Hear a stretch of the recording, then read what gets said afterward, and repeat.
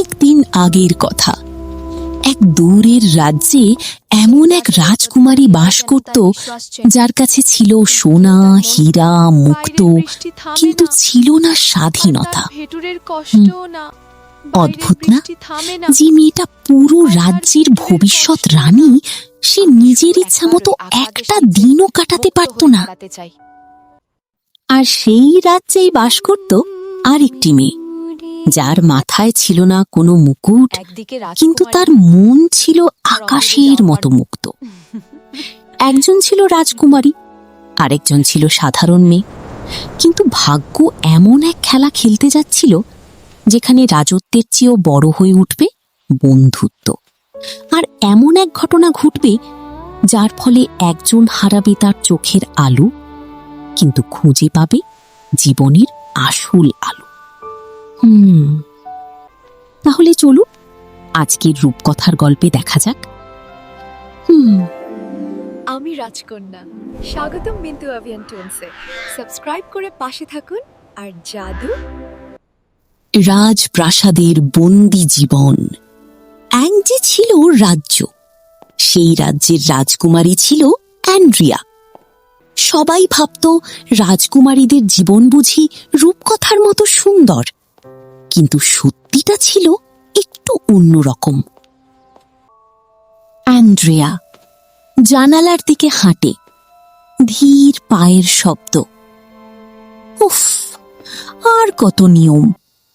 সকালবেলা হাসতে হবে, দুপুরে রাজকীয়ভাবে বসতে হবে, সন্ধ্যায় রাজকীয়ভাবে হাঁটতে হবে। আমি মানুষ নাকি হাঁটতে থাকা একটা নিয়মের বই? রাজপ্রাসাদের দেওয়ালগুলো ছিল বিশাল, কিন্তু তার চেয়েও বড় ছিল স্বাধীনতার অভাব। এলাইজার আগমন। একদিন প্রাসাদে এলেন স্ট্যান্টন নামে এক ভদ্রলোক, আর তার সঙ্গে এলো তার মেয়ে এলাইজা। হাই, আমি এলাইজা। আমি ছবি আঁকি, মাটির গয়না বানাই, আর মাঝে মাঝে গাছে উঠে পাখি। অ্যান্ড্রিয়া হাসি চাপতে চাপতে বলছে, পাখিদের সঙ্গে মিটিং? অবশ্যই, ওরা খুব ভালো শ্রোতা, মানুষের চেয়ে কম ঝগড়া করে। ওয়ার্কশপ। অ্যান্ড্রিয়া, আমি পালাচ্ছি।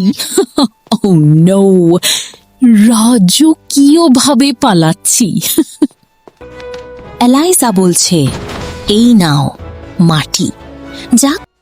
অ্যান্ড্রিয়া অবাক হয়ে জিজ্ঞেস করে, যা খুশি? আমার জীবনে কেউ কোনোদিন এই কথাটা বলেনি।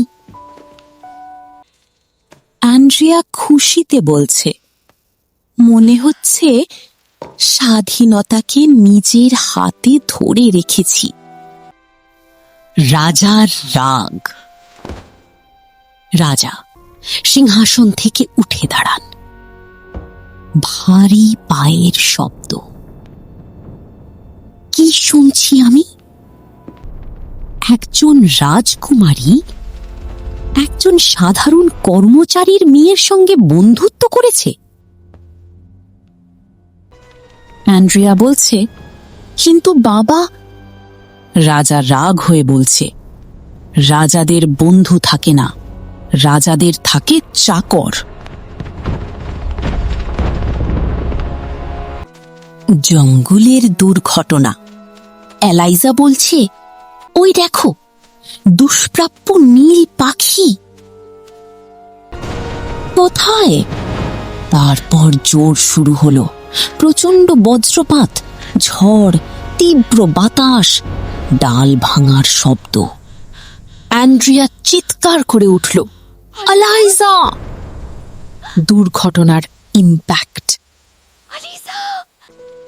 অন্ধকার, নিস্তব্ধতা। অ্যান্ড্রিয়া বলছে, আমি কিছুই দেখতে পাচ্ছি না। কান্না করতেছে। এলাইজা বলল তখন, আমি আছি, আমি তোমার হাত ছাড়ব না। হাত ধরার শব্দ। আলাইজা আরো বলল, আর ততদিন পর্যন্ত আমি তোমার চোখ। বিচ্ছেদ। অ্যান্ড্রিয়া কষ্ট পেয়ে বলল, তোমার জন্যই আজ আমার এই অবস্থা। চলে যাও।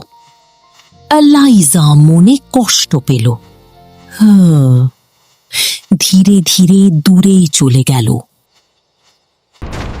রাজসভা। অ্যান্ড্রিয়া বলছে রাজাকে, তার বাবাকে, আমি আলাইজাকে আমার টিমে নিচ্ছি। have made my decision. রাজা রিগে বলছে, কি কি বললে তুমি? তোমার এত বড় সাহস? অ্যান্ড্রিয়া জোরে বলছে, আমি একজন রাজকুমারী, আর নিজের সিদ্ধান্ত আমি নিজেই নেব। তখন রাজসভার সবাই ফিসফাস করছে। অলৌকিক মুহূর্ত। বাগানে পাখির ডাক। অ্যান্ড্রিয়া বলতেছে। আলাইজা বলল, কি হলো? অ্যান্ড্রিয়া হঠাৎ চিৎকার করে বলল, আমি দেখতে পাচ্ছি। অ্যান্ড্রিয়া জোরে জোরে বলতেছে, ওই গাছটা, ওই সবুজ রংটা আমি দেখতে। আলাইজা কাঁদতে কাঁদতে হাসে আর বলতেছে, আমি বলেছিলাম না, অলৌকিক ঘটনা সত্যি ঘটে। অ্যান্ড্রিয়া বলছে, না, অলৌকিক ঘটনা নয়, এটা বন্ধুত্ব।